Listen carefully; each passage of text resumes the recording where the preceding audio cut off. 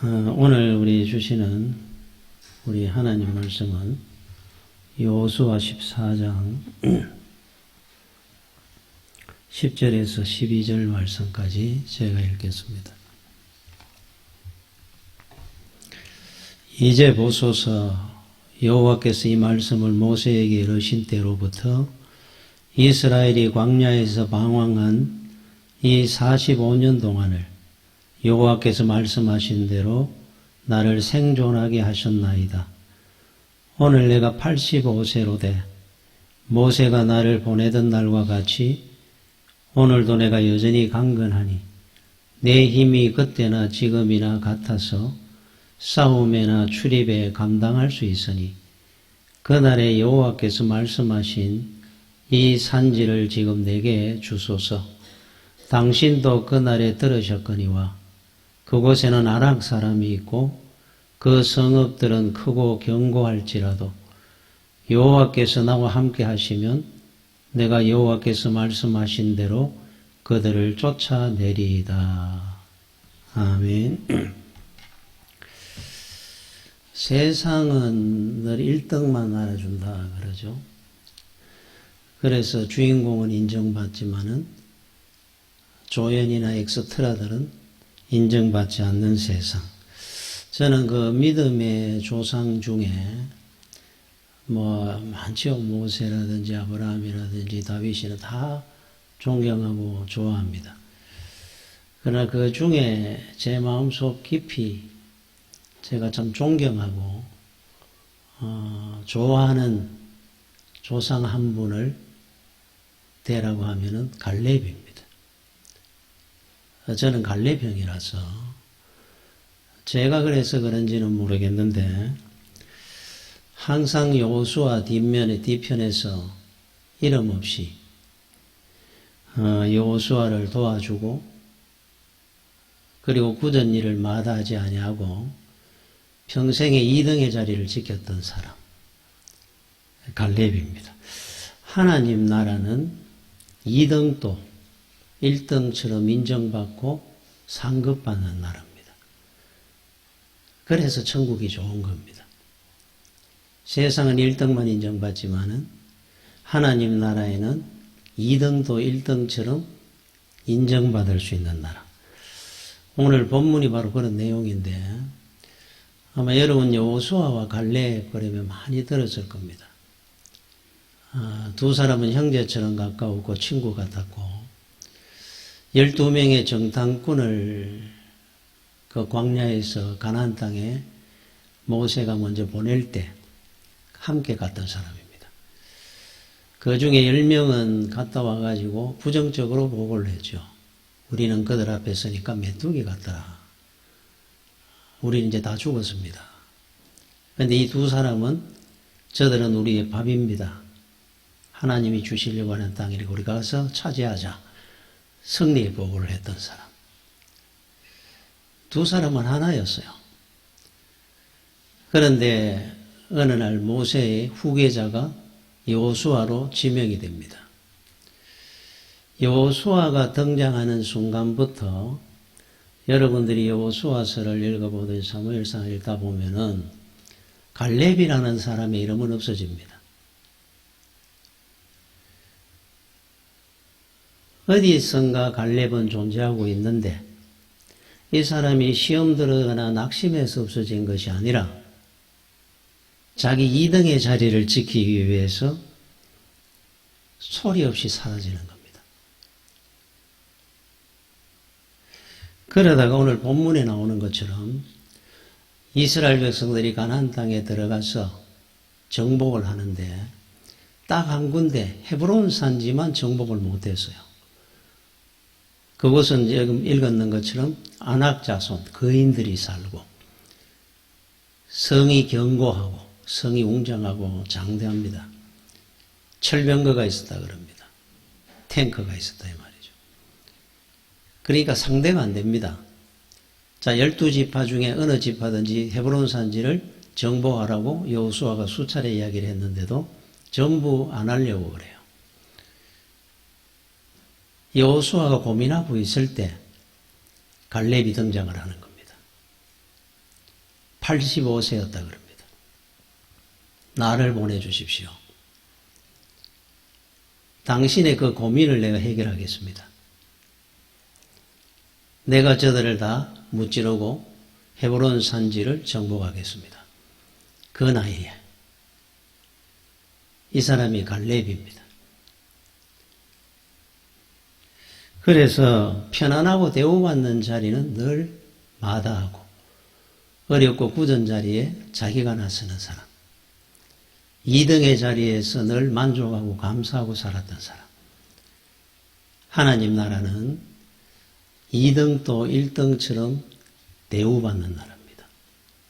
그래서 저는 그런 생각을 합니다. 천국에 갔을 때 여호수아만큼이나 갈렙도 하나님 앞에 많은 은혜를 받고 상급을 받았을 것이다.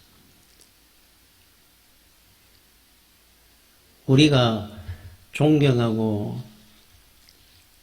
참 이래 인정하고 이렇게 살아야 될 부분 중에 하나가 이 부분입니다. 내가 주인공이 되려고 하지 말고 조연이 되고 엑스트라가 되는데 감사할 줄 아는 믿음. 그게 하나님 나라의 은혜의 세계입니다. 그 교회사에 나타난 몇 가지 일의 사례들이 있는데 예를 들면은 찰스 스펄전 목사님이라고 지금부터 한 150여 년 전에 세계적인 명설교가입니다. 이분은 원래 목사님 아들이었어요. 그런데 사춘기에 들면서 신앙적 회의에 빠지고 방황하기 시작하다가 아마 20대 한 초반쯤 됐을 겁니다. 집을 떠나가지고 이제 무전여행을 한 거예요. 방황하면서. 그런데 이제 주일 예배가 되니까 이제 어느 교회든 뛰어들어간 겁니다. 예배는 드려야 되니까. 예배를 드린다고 앉아있는데 그날따라 눈보라가 휘몰아치고 당시만 해도 우리나라도 옛날에 그랬습니다마는 순회 목사님들이 계셨어요. 한 교회에 목사님 한 분이 계신 것이 아니라 목사님들이 숫자가 부족해가지고 그래서 한 목사님이 3교회, 4교회를 다니며 그 예배를 인도를 합니다. 순회 목사님이 그 눈보라 속에 못 오게 돼버린 겁니다. 자, 예배를 드리는 시간에 가서 앉아 기다리는데 목사님은 안 오니까 이제 급하게 그 교회 남자 집사님 한 분이 나와가지고 이제 예배를 인도를 해가 예배를 드립니다. 그런데 그 집사님이 급하게 준비했는 그 말씀인데 그 말씀을 듣는 순간에 스펄전 목사님이 그 방황하던 믿음에 변화가 시작됩니다. 그 남자 집사님 통해서 얼마나 큰 은혜를 순간적으로 받는지 그러면서 신학을 하게 되고 목회자가 되고 세계적인 명설교가 스펄전 목사가 태어나게 됩니다. 우리는 생각할 때 우리 스펄전 목사님 같은 분을 이렇게 생각을 해보면은 누구나 다 스펄전 목사는 압니다. 그러나 그 과정에 어느 남자 집사님, 이름 없는 한 남자 집사님에 대해서는 전혀 우리는 모릅니다. 그 사람의 이름이 뭔지, 나이가 얼마인지, 직업이 뭐였던 사람인지. 그러나 저는 분명히 아는 것은 그 충성심 있는 그 남자 집사님, 그분이 스펄전 목사님 이상으로 하나님 나라에서 큰 은혜를 나는 받았다고 생각을 합니다. 자, 우리는 누구나 다 스펄전 목사는 될 수 없습니다. 그러나 그 남자 집사님처럼 살 수는 있어요. 여러분, 존 웨슬레 감리교를 창설을 했던 존 웨슬레 목사님, 원래 그 영국 분이죠. 영국에서 홀리클럽을 하면서 부흥운동을 하다가 나이 32이 됐을 때 미국 부흥운동을 일으키기 위해서 미국으로 건너갑니다. 대서양을 건너서. 거기서 2년 동안 부흥운동을 이끌다가 대실패를 맛봅니다. 하여튼 여러 가지 많은 어려움을 겪으면서 실패하고 좌절해가지고 다시 고향으로 돌아오는 길에 대서양을 건너서 그 당시에는 배를 타고 200년 전에 다닐 때니까 배를 타고 대서양을 건너서 낙심해서 영국으로 돌아오는 길에 폭풍우가 몰아친다. 죽느냐 사느냐 하는 그 순간이 얼마나 두려웠겠습니까? 웨슬리 목사님도 내가 이제 죽는구나 하는 두려움에 떨고 있는데 저쪽 갑판 한 귀퉁이에서 찬양 소리가 들리는 겁니다. 그래서 뭔가 하고 이래 보니까 10명 성도들이 모여 앉아가지고 찬양을 합니다. 내 영혼이 은총 입어 천국처럼 들립니다. 그들의 얼굴에 얼마나 평안이 있고 그 폭풍우 속에서 찬양하는 그들의 모습이 그거를 보는 순간에 마음이 평안이 오고 진짜 믿음이 저거구나. 그러면서 열정에 불이 당겨지기 시작하고 나중에 알고 보니까 그 사람들은 모라비안 형제단이라고 하는 독일의 경건단체 소속된 성도들이었어요. 모라비안 교도들. 그들과 교류하면서 존 웨슬리는 새로운 믿음의 열정으로 불붙기 시작합니다. 그는 감리교를 창시하게 되고 세계적인 목사로 새로 거듭 태어나게 됩니다. 똑같은 원리입니다. 누구나 똑같이 다 존 웨슬리 목사가 될 수는 없습니다. 그러나 우리도 모라비안 교도들처럼 신앙 안에서 열심히 다른 사람들에게 감동, 감화를 줄 수 있는 그 믿음의 삶을 우리는 살 수는 있어요.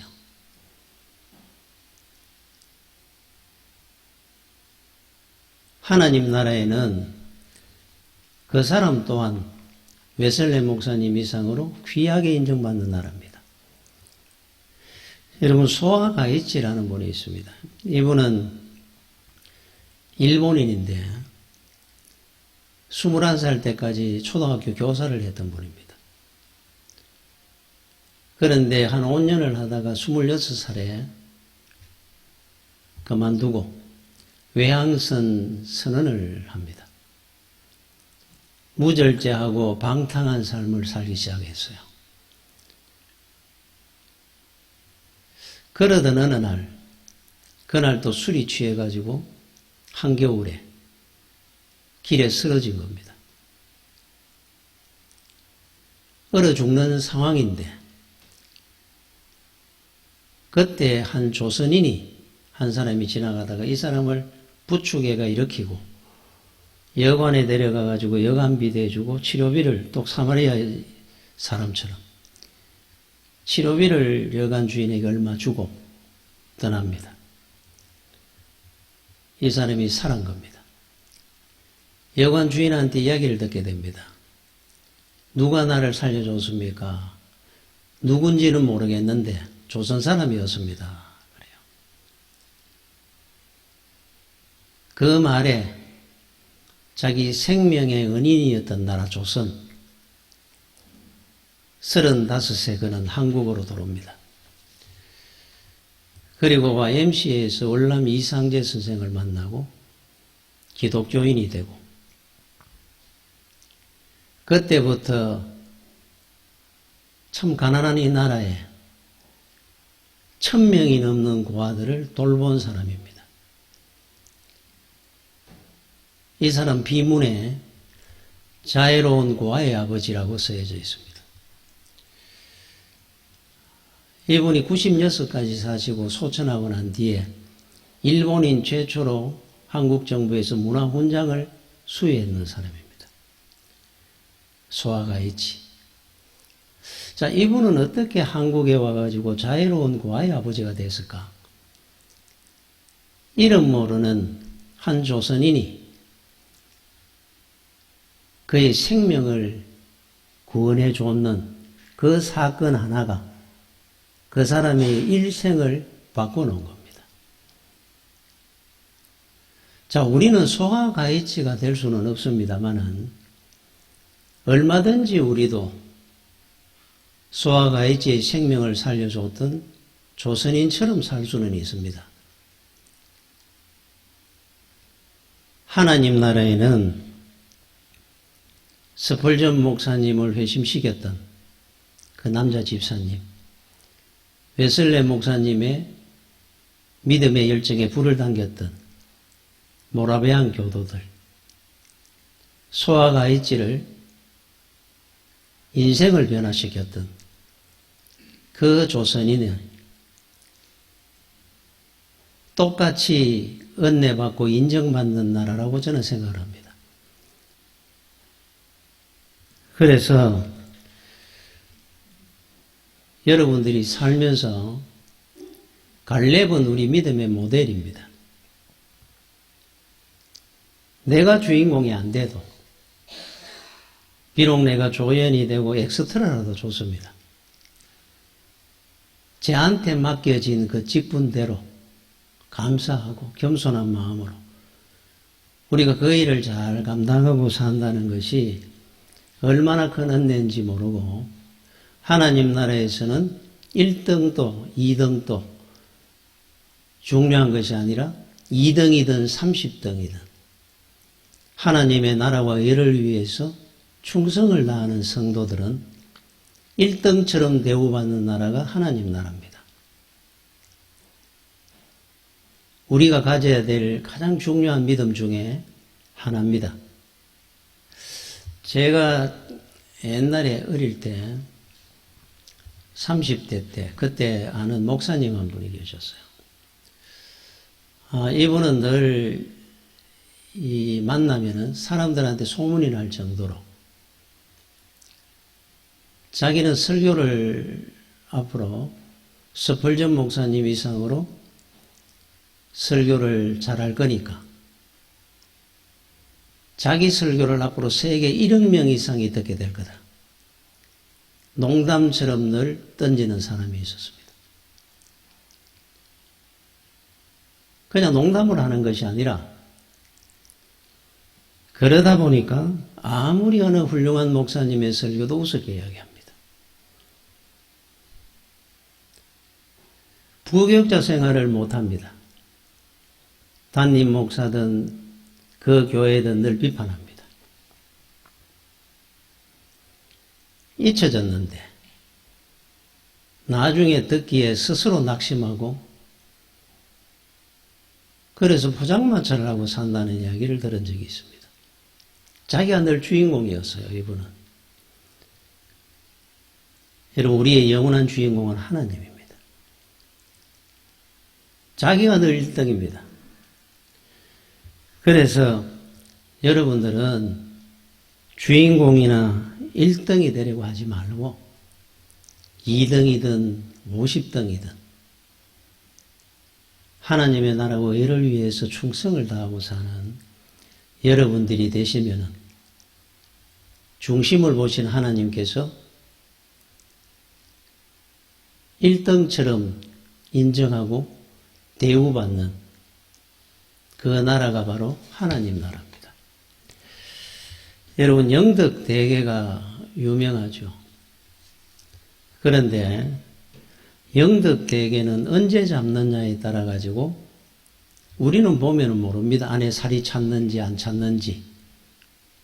언제 잡느냐에 따라 가지고 살이 찬 대게가 되고 살이 안 찬 텅 빈 대게가 되기도 한답니다. 금음에 잡느냐 보름에 잡느냐. 보름에 잡는 개는 살이 없다 그래요. 화나니까 잠 안 자고 놀러 다니고 춤추러 다니느라고 살이 안 찐다 그럽니다. 그 몸에는 컴컴하니 묵고 자고 하다 보니까 살이 채인다 그래요. 우리가 볼 때는 사람이 다 비슷하게 보입니다. 그러나 하나님이 보실 때는 속이 꽉 찬 사람이 있고 속이 텅 빈 사람이 있습니다. 교만으로, 정욕으로, 욕심으로 속이 텅 빈 사람이에요. 겸손함으로, 온유함으로, 사랑함으로, 충성함으로, 양선함으로 속이 꽉 찬 사람이 있습니다. 하나님이 주시는 은혜는 우리가 속이 강건하도록 주시는 은혜입니다. 그래서 여러분들이 늘 기억해야 될 것은 겉을 치장하는 것이 아니라 속이 꽉 찬 믿음이 되어야 됩니다. 하나님이 원하시는 그 길을 나는 부족하지만은 얼마든지 은혜 가운데 우리는 능히 감당할 수 있으니까 내 믿음과 내 마음이 중요한 겁니다. 겸손하게. 나는 1등보다 2등이 낫습니다. 주인공보다 나는 엑스트라를 하랍니다. 여러분 이 믿음을 가지고 살면은 평생에 시험 들 일 없습니다. 갈렙처럼. 나중에 하나님께서 다 하시고 복을 줍니다. 얼마나 그게 귀한 믿음인지 몰라요. 여러분 그 법궤는 이스라엘 백성들이 진군할 때마다 가나안 땅으로 제일 선두에서 법궤부터 들어갑니다. 언약궤, 법궤.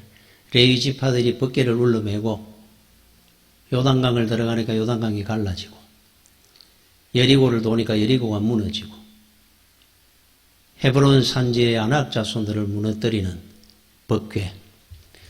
여러분 법궤가 주는 교훈이 있어요. 법궤는 만들 때 하나님께서 모든 것을 설계하고 재질을 결정합니다. 성막이나 이런 걸 지을 때도. 그런데 법궤는 뭐로 만들었느냐 하면은 조각목, 우리로 좀 말하면 아카시아 나무, 휘지고 쪼개지고 뭐 집을 짓는 데라든지 가구를 만드는 데 아무짝에도 쓸모없는 굳이 조각목 아카시아 나무를 가지고 법궤를 만들어라 그랬어요. 그러니까 쪽쪽 쪼개진 걸 붙여가며 만드는 겁니다. 이왕 그렇게 귀한 법궤를 만들 것 같으면은 레바논의 백향목이라든지 좋은 나무들이 얼마나 많습니까? 자, 아카시아 나무로 법궤를 만들었습니다. 단 그 위에다가 금으로 칠을 해라 그랬습니다. 금칠을 하는 겁니다. 금은 바로 믿음입니다. 그 법궤 안에는 십계명 돌판이 들어 있습니다. 모세의 말씀입니다. 이스라엘 백성들에게 주는 교훈입니다. 아무짝에도 쓸모없는, 가구로도 못 만들고 나무 집 지을 때도 못 쓰는 조각목 같은 너희들이 믿음과 말씀을 갖고 전진하면 역사가 일어난다는 것을 하나님께서 법궤를 통해 주시는 교훈입니다. 우리입니다. 우리는 아카시아 나무처럼 아무짝에도 쓸모없습니다. 우리가 쓸모 있어서 하나님이 쓰시는 것이 아니라 쓸모없는 우리를 들어서 단 우리가 믿음을 가지고 말씀을 붙들고 무기로 삼아 갈 때 역사가 일어난다는 것을 보여주기 위해서 우리를 들어 쓰시는 거예요. 내가 레바논의 백향목처럼 착각하는 분들이 있어요. 우리는 조각목입니다. 아카시아 나무에 불과합니다. 그래서 그 사실을 여러분들이 잊어서는 안 됩니다. 나는 아무것도 할 수 없으나 하나님을 하실 수 있느니라. 그 은혜 가운데 우리는 살아온 겁니다. 2등도 부족합니다. 50등, 100등의 자리도 감사한 거예요. 여러분, 은혜의 세계가 얼마나 무한합니까? 저는 늘 그런 생각을 합니다. 야, 참 하나님의 이 은혜의 세계가 얼마나 무궁무진한지. 나 같은 사람들이 이렇게 복을 받았으니까. 여러분, 나이가라 폭포를 해외 토픽이라든지 세계 기행이나 이래 보다 보면은 놀라운 게 안 보입니까? 천지가 진동하듯이 그 우렁찬 그 소리, 그 물, 엄청난 양의 물, 1년, 10년, 100년을 쏟아져 내려도 마르지 않는 저렇게 엄청난 양의 물이 어떻게 10년이고 100년이고 계속 저렇게 쏟아져 내려올 수 있을까? 저는 한 번씩 볼 때마다 야, 저 많은 물들이 어떻게 저렇게 많은 양들이 쏟아지는데도 마르지도 않을까? 여러분, 그 위에 가면은 물의 근원지가 오데오라는 곳입니다. 미국과 캐나다 그 국경지역쯤에 있는 곳에 오데오 5개의 호수입니다. 말이 호수지 이 5개의 호수의 면적이 우리나라 총 면적의 2배 반 정도 됩니다. 그게 호수입니까? 비행기를 타도 2~3시간을 가야 될 거리인데. 여러분, 우리나라 전체가 한 호수라고 생각해 보십시오. 세상에 이런 엄청난 큰 바다가 어디 있겠습니까? 면적이 한 2배 반 정도 된다 그럽니다. 거기에서 내려오는 물이 나이아가라 폭포에 나오는 근원지입니다. 여러분, 그래 따지면은 이 오데오라는 엄청난 근원지에 비하면 이건 도랑입니다. 도랑물. 안 그렇겠습니까? 그렇게 엄청난 양을 갖고 있는 오데오에서 쏟아져 내려오는데 그 양의 10배, 100배는 내려와도 될 것 같아요. 자, 그러면은 하나님의 은혜의 세계는 어느 정도라고 생각을 합니까? 5대5 한 바가지밖에 안 될 겁니다. 그 은혜 가운데 우리는 늘 살아가고 있는 겁니다. 저나 여러분들이. 제가 물이 팡팡팡 쏟아질 때마다 기억나는 일이 하나 있습니다. 군대 생활할 때 쫄병 때 겨울에 식기를 닦습니다. 그러면 중대에 한 100명 되면 100명 거를 갖다가 3명이 합니다. 그 추운데 찬물에. 근데 그게 중요한 것이 아니고 제일 힘들었는 것은 물이 안 나오는 겁니다. 물이 쫄쫄쫄쫄쫄쫄. 물이라도 좀 펑펑 나오면 손이 얼든지 말든지 어떻게 씻겠는데 그 기름기 묻었는 플라스틱 그릇을 이 닦입니까? 끈적거리는 거? 뽀독뽀독 소리 나도록 닦아야 되는데 물이 쫄쫄쫄쫄 나오니까 저는 그런 생각을 합니다. 만약에 하나님의 은혜가 쫄쫄거리는 제가 군대 생활할 때 수돗물 같았으면 그 은혜를 제가 어떻게 받았겠습니까?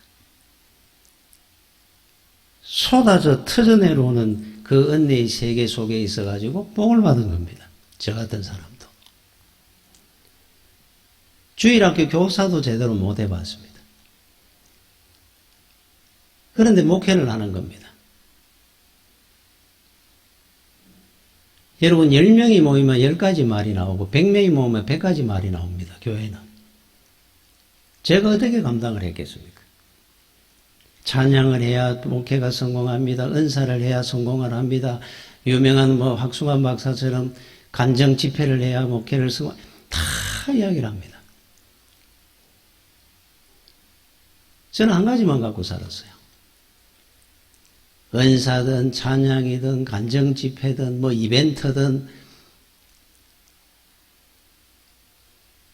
목회는 말씀이다. 말씀만 전했습니다.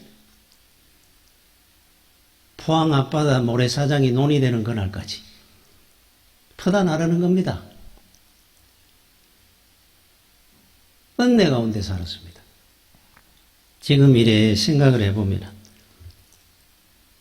그런데 왜 그러면 그렇게 풍성한 은혜의 세계를 갖고 있는 하나님께서 우리에게 모든 걸 더 주시면 좋겠는데, 더 많이 주시면 될 건데, 나를 보니까 여러분 스스로 나는 늘 부족한 것 같습니다.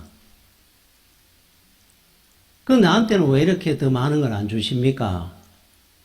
그게 은혜입니다. 그게 결핍이 주는 은혜라는 것이 있어요. 여러분 이스라엘 백성들을 광야에 불러내시고 하나님께서 만나를 주실 때 보름치, 한 달치, 두 달치 안 줬습니다. 매일 줍니다. 부족한 만큼만 주는 거예요. 매일 묵고 돌아서만 배고프도록 합니다. 그래야 하나님을 만나러 나오고 믿음 생활하게 되고 그래야만이 늘 은혜를 사모하고 살게 되고 풍성하고 많다고 여러분 좋은 거 아닙니다. 그게 은혜입니다. 그게 결핍이 주는 은혜라는 것이 있어요.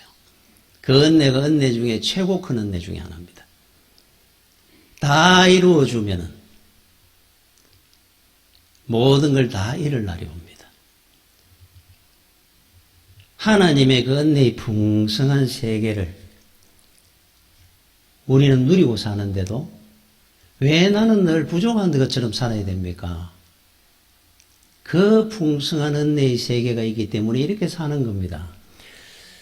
그 기독교 방송에 그 상담하는 그 방송을 한번 듣다 보니까 그 어느 여성도가 상담 내용이 이런 겁니다. 남편이 중학교 교사였어요. 그러니까 교사로 이제 살면서 40 중반까지 중학교 선생님이셨는데 쪼달리죠. 애들 키우고 중학교 다니고 고등학교 다니고 이래 하면서 그러니까 이제 그거 하나가 좀 늘 불만이었습니다. 이 사람은 예수 신앙생활도 열심히 하고 하는데 그러니까 이제 월급 받아 사는 것이 이제 힘들었겠죠. 그러던 중에 남편이 자기 이제 친한 친구하고 사업을 한다는 겁니다. 교편 생활을 그만두고. 그래, 처음에는 불안하기도 하고, 말리기도 하고 하다가, 하도 완고하니까. 그래, 이제 사업을 하게 된 거예요. 퇴직을 하고, 그 퇴직금하고 이래 다 넣어가지고. 근데 이 사업을 성공을 한 겁니다. 돈을 많이 벌었어요. 집도 큰 집으로 옮기고, 사는 형편도 다 좋아지고, 그런데 이제 문제가 생긴 겁니다. 남편이 매일 술을 먹고 집에를 잘 안 들어오는 겁니다. 바쁘다는 핑계로. 1년이 가고 3년이 가고 5년이 가고 돈이 문제가 이거 아니고 이제 부부 싸움이 시작됩니다. 나중에 알고 나니까 여자가 있더라는 겁니다. 애도 있더라는 거예요. 이제는 집이 아니고 지옥 같다는 겁니다. 애들 때문에 어떻게 할 수도 없고 차라리 쪼달릴 때는 그래도 싸워가면서 엉덩하면서 가정이라는 곳에 행복이 있었는데 애들하고 이제는 생지옥 같습니다. 왜 하나님께서 여러분들의 모든 삶을 관리하고 계시는 줄 압니까? 그게 은혜입니다. 우리가 은혜가 풍성하다 그러니까 무조건 하나님이 막 주시는 걸 풍성이라고 생각을 하는데 풍성이라는 것은 내 그릇에 합당할 만큼 하나님께서 은혜를 관리해 주신다 하는 뜻이에요. 나는 주시면은 1억이든 100억이든 내가 관리 잘할 수 있을 것 같아요. 아마 그 사람도 그렇게 생각했을 겁니다. 그 남편분도. 10이면 10, 100이면 100 다 넘어가는 겁니다. 이 은혜 안에 우리가 사는 것을 감사해야 됩니다.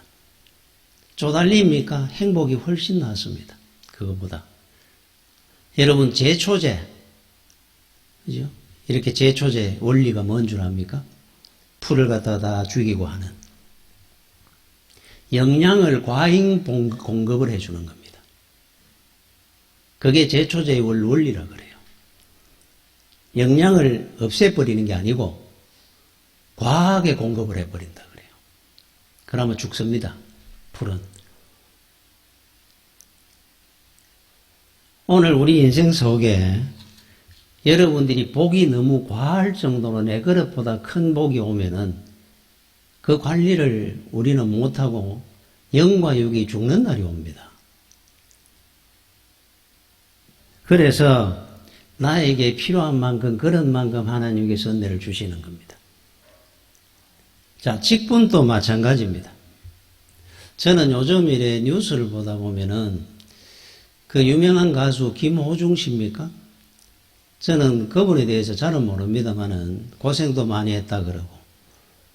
그래서 뭐 유명한 이제 가수입니다. 이번에 사고가 났습니다. 우리는 이런 생각이 듭니다. 돈도 굉장히 많이 번다 그러는데 이제 그 자리가 얼마 안 된 것 같은데 왜 저 관리가 안 돼가지고 안타깝습니다. 보기에. 그 아무것도 아닌 일을 누구나 똑같습니다. 관리가 안 됩니다. 인생은.